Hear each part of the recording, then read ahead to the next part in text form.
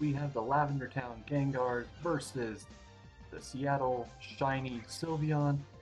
And it looks like we got a Regieleki lead, which Lavender Town will meet with Ogerpon. And Regieleki is going to take this time to set up screens while Ogerpon decides to set up a Swords Dance. Try to mitigate that Reflect, I suppose, to do regular damage, I suppose. In comes Volcanion. And oh, he had the screens accounted for. He had the Brick Break on it, so now he does not have to worry about screens at all. Volcanion goes down to the Power Whip, and here comes Umbreon, which terastallizes into a Fairy type, and the Ivy Cudgel will get a critical hit. I don't know if that mattered because of the Sword Dance, but it will go down to the Ivy Cudgel.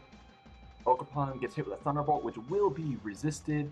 And then Regieleki will go down to a Brick Break, I guess predicting a Reflect. And then here comes Hydrapple.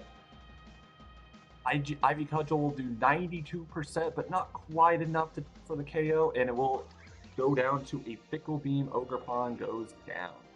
In comes Landorus. And here comes Corviknight.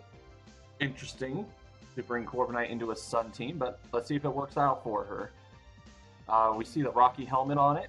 Pretty standard on Corviknight. In comes Torkoal to bring in the Harsh Sunlight. Corviknight outspeeding will go for a U-turn of its own and go into Great Tusk to get the attack boost. But Lava Plume will it get the burn? It does.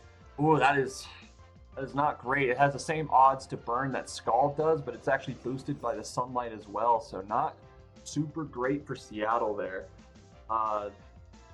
Great Tusk does end up going for the Rapid Spin, and it shows that Landorus is also on the Rocky Helmet. So we have dual Rocky Helmet from both sides of the field. And I guess Seattle is just accepting the fact that her Great Tusk is basically fodder for this Landorus at this point. What will she send in next? Corviknight, probably the best thing to potentially try to take on this Landorus. But knowing that, he goes into Iron Thorns, which will get an attack boost from the booster energy. Once again, we see a U-turn going back into the Hydrapple. Is this a Terra Bug? Because that would be really clutch for that Hydrapple. No, we don't see a Terra, but we do see a Stone Edge Miss, so that's cool. Like we say, if it's not 100% accurate, it's 50% accurate. Here comes another U-turn into the Dragon Dance.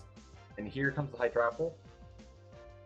Do we see a Stone Edge hit? Yes, we do. And the Hydrapple will, in fact, go down to the Stone Edge. And here comes Corviknight. And Corviknight will go down to the Supercell Slam. Again, I don't know if that crit mattered. I don't think it did. But alas, that is the end of Game 1. Let's get into Game number 2. Alright, Game 2, we have a Hydrapple lead versus Espeon. And we see her immediately switch into Corviknight to take the Terra Fairy Terra Blast. Did the Espeon Terra last game? I don't remember. Either way, does not matter at this point. We see a U-turn to prevent the Lava Plume, but he actually goes for a Yawn instead. So that Volcanion could potentially go to sleep, but nope. Here comes Umbreon, which Umbreon, I've said it before, Umbreon is the best evolution. And we see a critical hit foul play. Ooh, yeah, that absolutely mattered. So we go back into the Corviknight, who will easily take that, well, not easily from that range, it will get to hit KO'd by that Terra Blast. But here comes Volcanion. Double switching the Venusaur here to take the Earth Power. So we're just exchanging Earth Powers here, and Venusaur will go down to the Flamethrower. The Vest coming in pretty clutch here for that Volcanion. Here comes the Iron Thorns. Will it try to set up a Dragon Dance? Nope, it goes straight for the Earthquake to try to just get rid of that Volcanion right off the bat. Ooh. Do we see a Horn Leech? Oh no, that's right. We revealed Power Whip last game. That's right. So here comes Espeon once again, predicting the Fickle Beam, but they go for Earth Power instead. Here comes the Volcanion, and Espeon just taking down all of the resists. Both Corviknight and Volcanion went down to resisted Terra Fairy Terra Blast. So that's interesting. Regieleki going ahead and setting up the screens once more.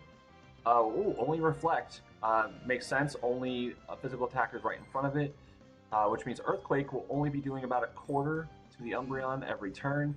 Here comes Torkoal to set up the Sun, and will not take too much from this foul play.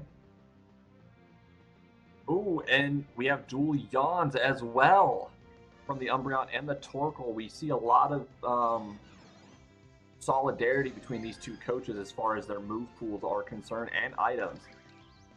We go back into the Ogerpon here as the Regieleki just goes for a Thunderbolt, taking out that Ogerpon. So now we got a 4v3, and we see a Volt Switch. The Booster Energy is no longer active, so we're just at +1/+1 with no additional damage output. Supercell Slam not doing too much, and we'll go down to foul play. I think it's safe to say that this game number 2 will go to Seattle, but let's just see what happens. Goes for the Protect to see what this Espeon wants to go for. We're going to assume that Specs Espeon. And here comes Regieleki once again. Yep, and this looks like it'll clean up here because Torkoal cannot take a Thunderbolt from a Regieleki. And Seattle will take game 2 3-0. Let's get into the final decisive game. All right, game number 3. Here comes Landorus Therian versus the Volcanion. Earthquake. Oh, it low rolled. It did not KO the Volcanion, and a super effective Steam Eruption takes out the Landorus right off the bat. Seattle taking a very quick lead. But here comes Iron Thorns. Going for the Earthquake, which does about little under half the Umbreon, but not too much to really worry about on that. Oh, she predicted Supercell Slam, and Iron Thorns will take 50% of its health.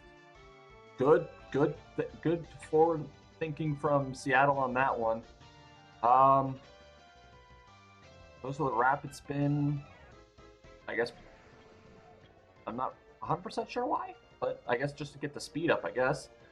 But it pays off because now we got a Photosynthesis attack boosted Great Tusk with a Rapid Spin speed boost, which will take out the Iron Thorns, but alas, Chlorophyll Venusaur will outspeed and one-shot with Giga Drain.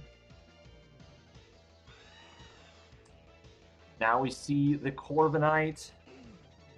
Here comes Torkoal. Because, yeah, Venusaur can't really touch that Corviknight realistically. Not unless it had Weather Ball, which if it had Weather Ball, it probably would have used it. Here comes a U-turn going into the Volcanion, which will probably go down to this Torkoal. Yup. Lava Plume will take it out just because it was in that low of a range. And now we got a 4v4 situation. Here comes Hydrapple. Going for the Fickle Beam, and Torkoal goes down. The sun will fade in 3 turns, and they will have no way to get back up. Going into Espeon, did he predict the switch? Uh-oh. He goes for Terra Fairy. Did he go for Terra Blast? No, he goes for Weather Ball, taking down the Corviknight. We have the prediction pants on today. Had he gone for the Terra Blast, Terra Fairy, that would have been absolutely awful for Lavender Town there. She goes for the Yawn, but it's going to get bounced back with Magic Bounce. I'm not sure if she just forgot about Magic Bounce or what happened there, but regardless, that Umbreon is going to go night-night once this turn ends. And Synchronize does not work with that interaction, and Umbreon will go down to another Weather Ball. And here comes Regieleki, who will go 1v1 with Ogerpon.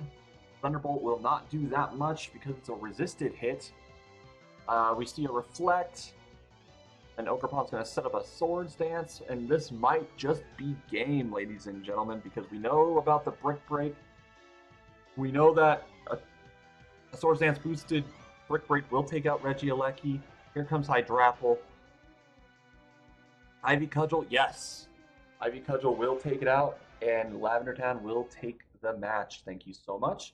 Have a great day, you guys.